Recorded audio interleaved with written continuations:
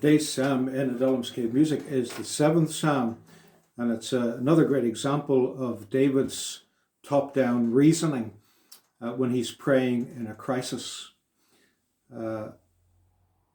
Probably the two Bible teachers in my own time that have had the biggest influence upon me have been Derek Prince and the Reverend William Still.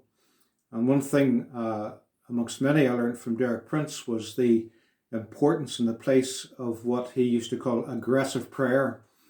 Prayer that wasn't just asking for God to meet our needs, but was actually taking the battle to the enemy. And we've already seen in one or two of these psalms how David prays aggressively against the enemy.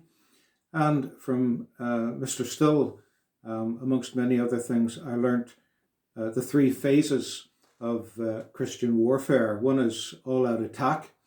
One was unyielding defense. And then there's a time, he said, for strategic retreat. That's the time when we run into the Lord as our strong tower and catch a breath, take stock, review the situation, and then prepare ourselves after a good defensive strategy to begin to go on to the attack again. And that's exactly what happens in this psalm. From the title, we learn that someone called Cush, a Benjaminite who was obviously related to Saul in some way, had made a false accusation. So there's a chance that this song was written by David, composed by him when he was being hunted down during the period of Saul's persecution. His life was hanging by a thread many times during those years. And it was during this period of time that so many of the psalms were, as it were, squeezed. The pressure squeezed these songs out of David's heart under the inspiration of the Spirit. And they're intended to be songs not just for him or the Jews, but songs for us today, because we face the hostility of Satan every day. And of course, it was Satan who was behind Saul's malevolence and viciousness. David was actually fighting against spiritual powers, as Paul says, powers and persons without bodies in spiritual realms. We wrestle not with flesh and blood, but spiritual powers. And David, although he may not have seen it as clearly as we can, was wrestling with those very, very powers. And that's why the psalms that came out of his experience are so relevant to us today when we're in a life situation of spiritual conflict. And so it's a psalm to be memorized and sung through song so that we know how to pray when we have to make a strategic retreat in the battle with sin and Satan. Psalm 2 verse 12 finished off by saying, "Blessed is the man who takes refuge in Yahweh." And that's where this psalm begins. "O God, you are my God. I take my refuge in you." And to take refuge in Yahweh, specifically using that name, is to take refuge in the God who has made a covenant of grace and mercy with David. It means to take refuge in that covenant relationship where God is totally committed to him, despite David's failures, weaknesses, and unworthiness. God has committed himself in love to be David's God, his protector and defender. And so God has given him so many promises based on grace that David can claim by faith. That's what it means to take refuge in the Lord. He's trusting in Yahweh alone to intervene in his situation by using and calling on Yahweh's covenant name. And so he's really running into the covenant of grace and saying, Yahweh, you, the God of the covenant of grace, are my God. And then in verse 8, his appeal for intervention may appear to be based on his own righteousness and perfection, but that would be the very antithesis of a covenant of grace. When he says, Lord, I'm innocent, when he calls on the Lord to vindicate me because of his integrity, it's based on God's covenant promise to justify him by faith, to treat him as if he has been completely righteous through the grace of Yahweh. And so he's appealing not to his own righteousness, but to the covenant of God, not to his own performance, but to God's promises to perform on his behalf. And then in verse 10, there's a wonderful picture here. He says, God, you are my shield. As he's been attacked by the enemy on all sides. And this is powerful, I think, statement of faith. Yahweh is his shield. And actually in the Hebrew it means the shield bearer, the one who would stand in front of the warrior and protect him against the attacks and the fiery darts and so forth of the enemy. He goes on to say that Yahweh is a righteous judge who's always angry with Satan and his agents. Although he may appear not to be active or to be reacting to Satan, just like in Psalm 2, the rebellious nations give the impression that God is either inactive or unable to act. God is angry every day with Satan and his agents, and at the right time, he will deal with David's enemies.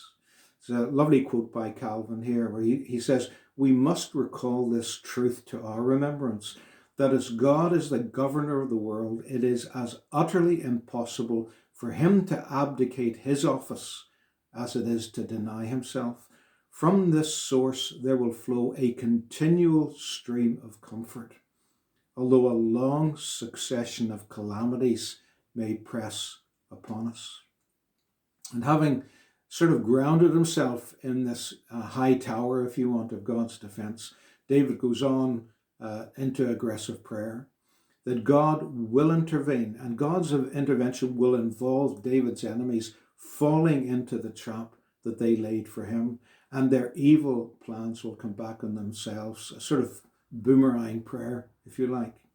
And Calvin says this is not something that happens by chance, but God, by the secret direction of his own hand, causes the evil which our enemies intend to bring upon the innocent to return upon their own heads.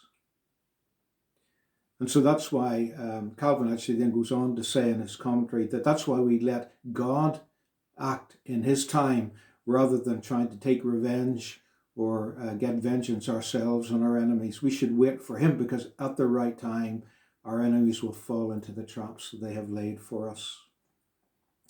And again, I recall Derek Prince teaching on aggressive prayer, praying a prayer from one of David's other Psalms that has become for me a prayer that I would pray daily, really, for the believers in China and Hong Kong and North Korea, where they are suffering, or perhaps in the Middle East, where they are suffering constant persecution. And it was taken from the Psalm where David says, confuse their plans, O Lord, divide their tongues. Confuse their plans and divide them amongst themselves. That's aggressive prayer. And so taking refuge in Yahweh as his high tower in this psalm, David does it by singing and by meditating on how Yahweh's covenant word applies to his situation, top-down thinking, drawing from the streams of water. And as it says in Psalm 1, he bears fruit in its season. And David's bearing fruit in this song through both aggressive prayer and as he completes the psalm in praise. Yahweh is just, my thanks to him I'll bring, and to Yahweh Most High my praises sing. Yahweh, my God, in you I'm sheltering. I'm being chased, deliver, rescue me. Or like a lion they'll maul me to bits, with no one there to rescue me from it. Yahweh, my God, if I've done what they claim, if my hands with injustice have been stained, if I have wronged a friend at peace with me, and even if I've helped his enemies, let my enemies chase me until they overtake me, closing for the kill, and trampling my life into the earth. My honor is like dust that has no worth. in anger, Yahweh, confront those who furiously threaten me as foes. Wake up and let the judgment you've decreed be executed on my enemies. The nations are assembled round your throne, and once again you'll rule them, you alone. Yahweh, the nations judge, vindicate me. I'm innocent, see my integrity. Destroy the evil deeds of wicked men. The godly keep securely in your hand. For you're a righteous God, you are the one who knows the heart and mind of everyone. My shield is God Most High, the God who saves those who are single-minded in His ways. He is a God who's angry every day,